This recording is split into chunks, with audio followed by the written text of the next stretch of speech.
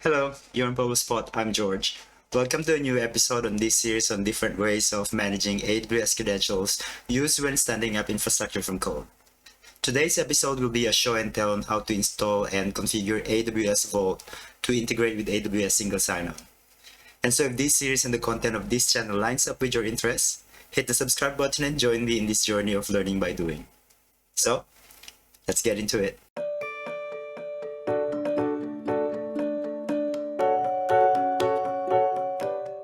The first thing I will do to have AWS Vault on my system is to install this tool. There are several ways of installing this, which you can check out on the GitHub repository, which I'll provide in the description below. I have ASDF configured on my machine, so this is what I'm going to use to install AWS Vault. So what I will do is add AWS Vault plugin to ASDF on my local system by running this command. In case the command that I just ran does not work for you, try adding a link to an ASDF toolkit for AWS Vault at the end of the command, so it will look like this. This link will take care of bridging the call to install the relevant AWS Vault binaries onto your system. The next thing that I need to do is list down all the available versions that I can install by running this command. I normally don't use the latest official version in the list unless I know what is in it. When I say official, this is usually the versions that are just numbers in the list. So for instance, 6.0.0. So if this is the first time you use this tool, I suggest using one or a few versions earlier. And so in this list, the latest official version is 6.6.0. And so I'm going to use the version 6.5.0. And to install this version, I will run this command.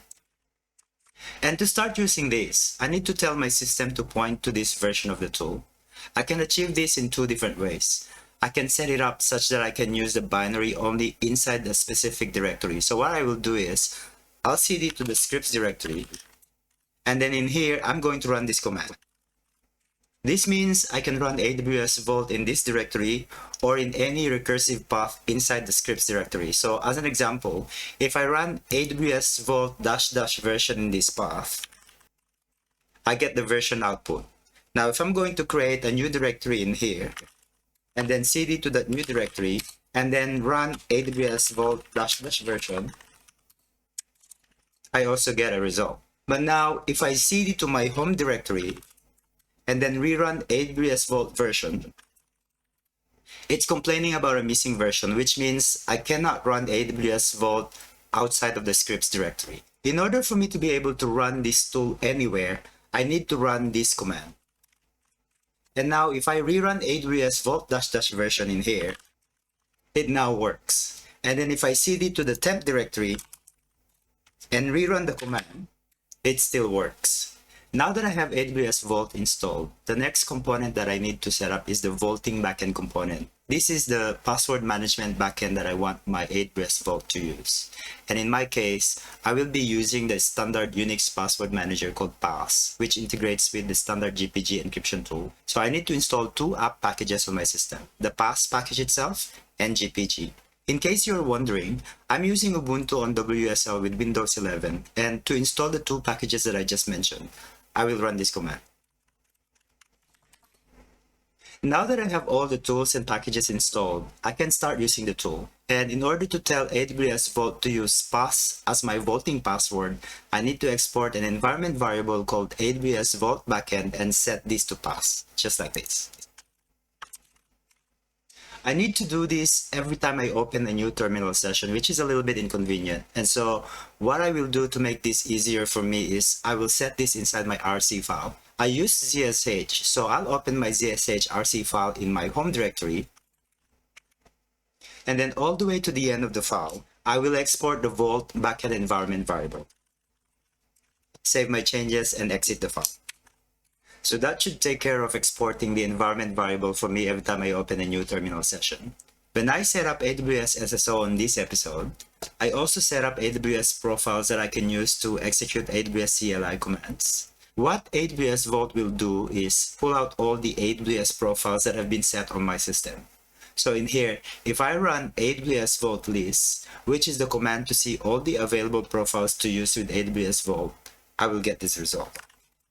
It shows the same two profiles that I've created on the episode on setting up AWS Single Sign On. Let me try to use the read-only profile to my main AWS account. And to do this, I'm going to use the Terraform module that I created for AWS SSO from the previous episode. So I'm going to cd to that repository. And then I'm going to launch VS Code from here.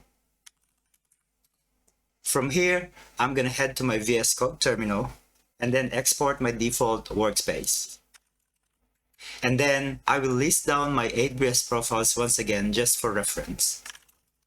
And to start using the read-only profile to my main AWS account, I will run AWS Vault exec command passing the appropriate profile that I want to use, which in this case is main-read-only.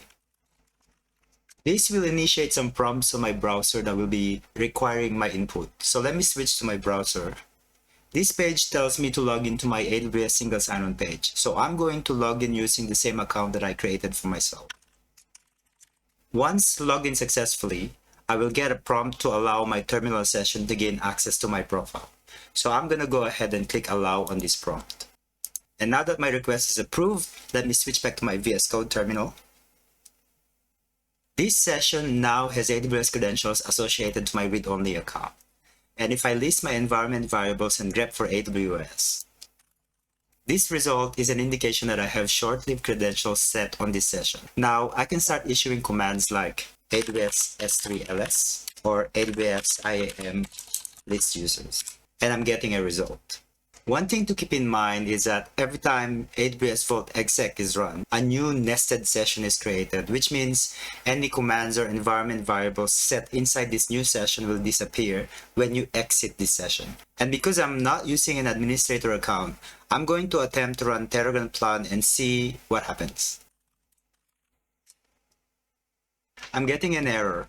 And the result tells me that the credentials I'm using does not have the appropriate permissions to perform some operations required to run Terragon. But I should be able to do this using the administrator profile, and so I need to switch to that profile. But before I start doing anything, let's have a look at what the result is if I run AWS Vault list. Notice the values in the column called sessions.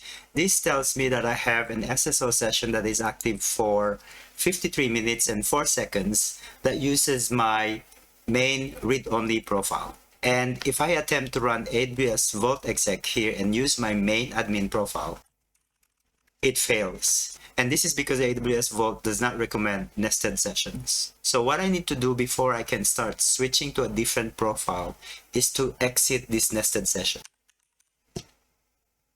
And now that I'm back to my original session, let's see what happens when I start issuing the AWS Vault exec command for my main admin profile. It failed again, and this is an indication that I have sessions that are open. So what I need to do is clear these sessions before I can start using another profile. And now I can issue the AWS Vault exec for my main admin profile. And just like earlier, I need to head to my browser to acknowledge the prompts before my terminal session can get short-lived credentials. So let me switch to my browser and click the allow button. And now that the request is approved, let me switch back to my VS Code terminal and start running Terragon plan. And that ran successfully. And that's all I have for today. Stay tuned as I continue to explore ways of managing AWS credentials used to spin up infrastructure using code. In the meantime, let me know what you think in the comments below and send me some likes if you find this useful. And don't forget to hit the subscribe button if you like the content on this channel. Until next time, keep learning, stay safe, and stay healthy. See ya.